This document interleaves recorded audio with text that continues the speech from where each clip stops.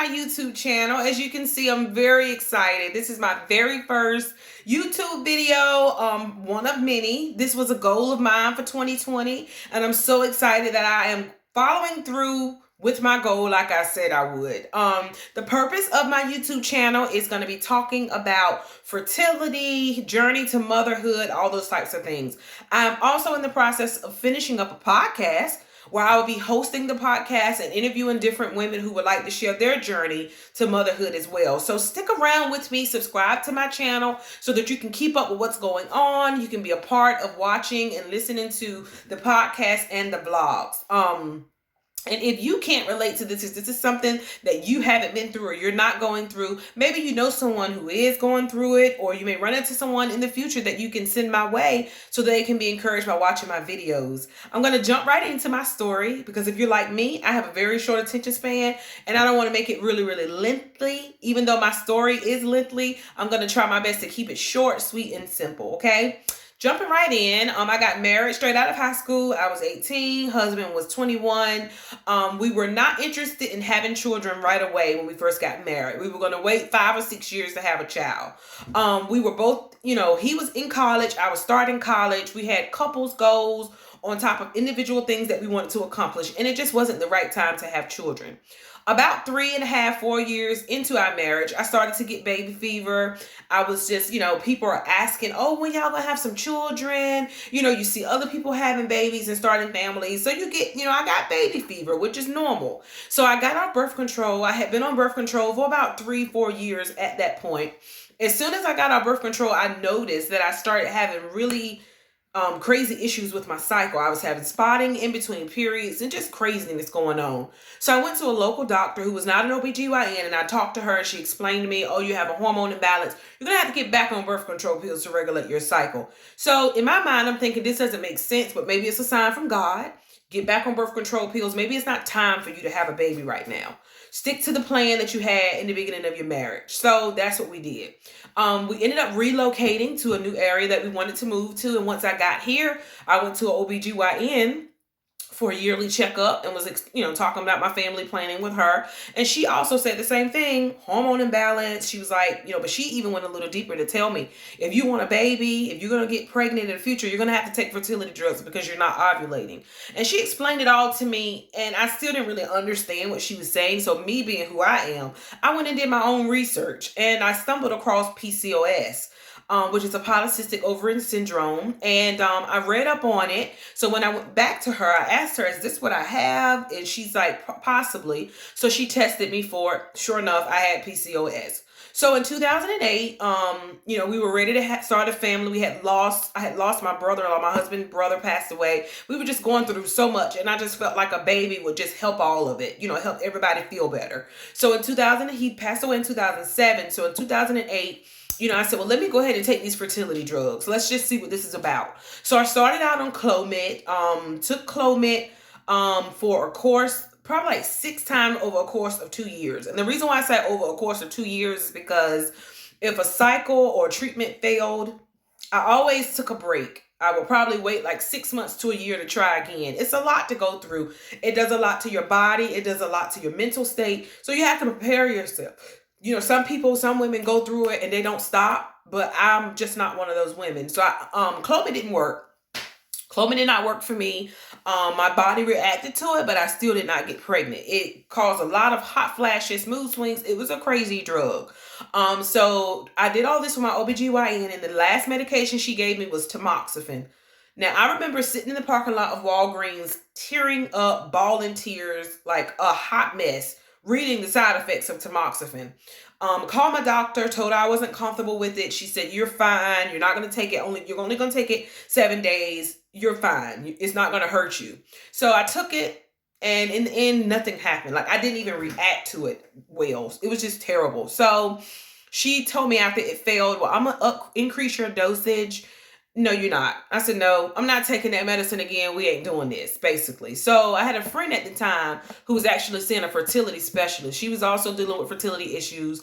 She was in Raleigh going to a fertility specialist. And she said, I feel like you need to see my doctor. So I scheduled an appointment, went to the fertility clinic, and I started off on an injection called Follistim. I had to stick needles in my stomach over a course of a couple of days. I had to go back and forth to Raleigh to the doctor, so that they could measure my follicles. Because what happened is the medicine, helps you increase eggs. Create eggs. I'm sorry. So it helps you create eggs, and they are in like a little follicle sac. And so the doctors go in and they measure it to see what size they are. And they have to be a certain size in order to create a baby. So they call that mature, if the eggs are mature or not mature. So I went in and we did the follicle injections, the needles in my stomach. We tried the cycle, 3 cycles over a course of 3 years, and they all failed. Coleman didn't work. The time didn't, of course, with the injections didn't work. My body reacted really well to the injections. I had a lot of follicles and eggs growing, but I just didn't get pregnant. So my doctor said, I think you would be a great candidate for IVF. And I'm just like, who? IVF? I can't afford that. That's too expensive. So he told me that, and he said, I'll give you a $5,000 discount. Since you are a teacher, I'll give you a community helper discount. We'll take $5,000 off.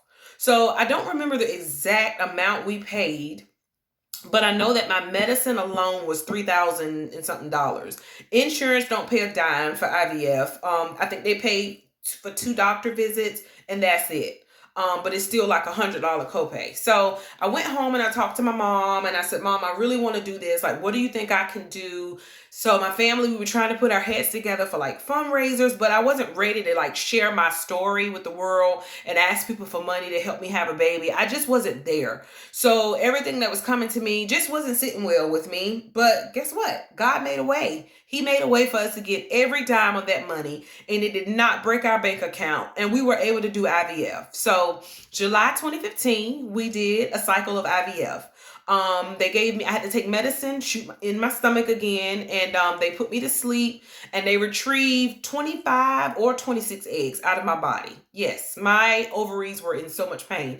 So they put me to sleep, they took all those eggs out of my body, and then out of all those eggs, it was about 20 of them that were mature. And I'm looking at my paper because I wrote down, so I remember, but it was 20 of those eggs that were mature enough to make a baby. So they took those 20 eggs and they put my husband's sperm in all 20 of those eggs. And out of all 20 of those eggs, it was 18 of them that matured, and it was about 13 of them that stayed strong enough to be, transferred. So I transferred 2 embryos in my uterus, which could possibly be twins. I didn't care. I wanted kids so bad. I was like, I'll just take 2 with all the money that we spent. That's fine. So they transferred 2. They put the other ones in the freezer if I wanted to try again. So I had to wait 2 weeks to see if it worked. Had to go get a blood test, and guess what? It failed. It did not work. My first IVF cycle failed. I went into a slump. I wouldn't say it was depression, but I was almost there. I was very down and out in a very ugly, low place of my life when it failed. But I did have a little bit of hope because I had so many embryos left over compared to some of the stories that I read about women who spend all this money and they don't have anything left. And, when you go back and you transfer the eggs, the embryos, it's not as much as a fresh cycle with all the medicine. So it failed. We went back in November of 2015 and tried a frozen egg transfer, transferred 2 embryos, and that one failed too. So 2015 was a horrible year for me. 2016, I finished my master's degree, started my dream job, and I was just in a good place in my life, and IVF just was not going to ruin that. So we didn't do anything in 2016. In August of 2017, we tried our 3rd cycle of IVF, and that one failed too. So we had 3 failed IVF cycles. 3. So after that, I was a little agitated with my doctor, and he's not God, so he couldn't tell me anything. It was just discouraging. But, so I said, okay, we're going to move on to someone else. So we moved on to another practice, and he was just like, I'm going to investigate your body. We're going to see what's going on because something isn't right. All your embryos are perfect. Your body is like, what's happening? So he did some tests on me, and one of the tests he did, I had the test done 2 other times with 2 other doctors, where they checked my fallopian tubes to see if they were blocked. And both times I had it done, it was at 2 different practices. My right tube looked blocked or looked like something was wrong with it. When he did the procedure at his office, he was doing the procedure and he was like, "Why am I doing this? Because there's nothing wrong with you. Both of your tubes are fine. Nothing's wrong." So when I got up off the table and got dressed and was going to the car, my husband is like, "God healed you. I'm telling you, we could have a baby naturally. You don't need all this stuff." So he went out like 2 months later and bought this onesie outfit for a boy. And he came home with it and he showed it to me. And he was like, "This is just out of faith for our soon to be son." And I, of course, bawled out crying. He's like, "I didn't mean to make you cry." But anyways, I had created a prayer room back in 2017. So I put the, scriptures and different things, quotes and all types of things. And I may make a video about my prayer room later. But we stuck the outfit in the prayer room.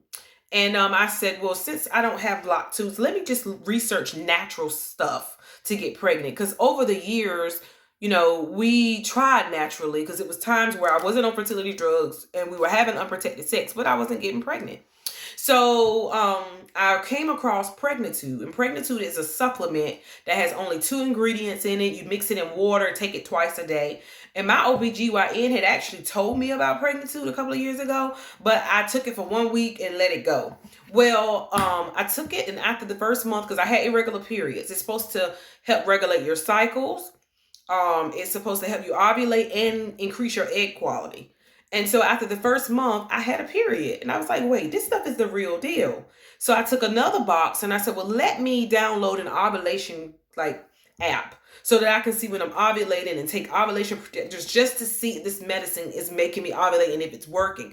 In the back of my mind, I didn't think I was going to get pregnant naturally. I just thought, let me just test this medicine out. And I was going to keep taking it because it was helping my cycle without me having to be on birth control. So my period came on the next month, just like a regular person, clockwork. So the third month, I downloaded, I had the app and it was telling me you're going to ovulate during this time. During that time, I started feeling ovulation pains. And my husband is a musician and he was in and out of town that week. And I was like, this just ain't going to work. He ain't even here. So we had sex when he was here. And about 2 weeks later, I was having extreme boob pain. I was at the gym working out, just in severe pain. It was January 24th. I will never forget that date. And he said, why don't you take a test? Because my period was like 2 days late. Now, mind you, before when I was on pregnancy, it came like clockwork, So I said, well, if it's not on, it was a Thursday night. I said, if it's not on Saturday, I'll take a test. Well, we went in Walmart, was doing some shopping. I went down the aisle and saw the 99-cent test. And I said, I didn't know they sold those like Dollar Tree. So I got it, came home, used the bathroom, took the test. When I stood up to wipe, I looked down at the test and saw these 2 dark lines. And I sat there for a minute while I stood there and I stared at it. And I got the box and I looked at the test. I took the test and I looked at the box. I was so confused. I stood there for like 2 minutes trying to process what I was seeing. So I finally walked out of the bathroom, went in to my husband and showed him. He was like, what? I said, the test is positive. And he was looking at me like I was crazy. And so I gave him the test in the box and he looked at it. He was like, God did it. You're pregnant. Oh my God. So he was sitting on the bed and I just fell on my knees. I grabbed him around his waist. I was crying and crying. And then I was like, wait, that was a 99-cent test. Is a possibility, is not accurate. So I said, let's go get a digital test. So we left, went to CVS Pharmacy, got a digital test. And I'm going to try to insert the video of us recording the digital test so that you can see our reactions when pregnant popped across the screen. So I was pregnant. After 10 years of trying to conceive, I took Pregnitude and I ended up pregnant. And I'm going to tell you something. I didn't think that this day would ever come for me. I had, put in my mind that right towards the end last year, I think it was in 2018, I was like at the point where I was saying, God, listen to me. If I'm not going to become a mom, if this is something that you're not going to bless me with, please give me peace to move on. Because I got tired of going through the slump and the depression and the frustration of it every year, hoping that it was a year and it won't, and it didn't work. So, but I was very excited. And so that is my story. I'm going to make more videos just to talk about some of the other things that I experienced when I was going through infertility. But that is my story. So please stick around, subscribe to the channel so that you can hear some other things that I faced that I didn't have time to tell you in this video. And also stay tuned for my podcast. God bless you, and I hope that you are blessed by my video. Mwah!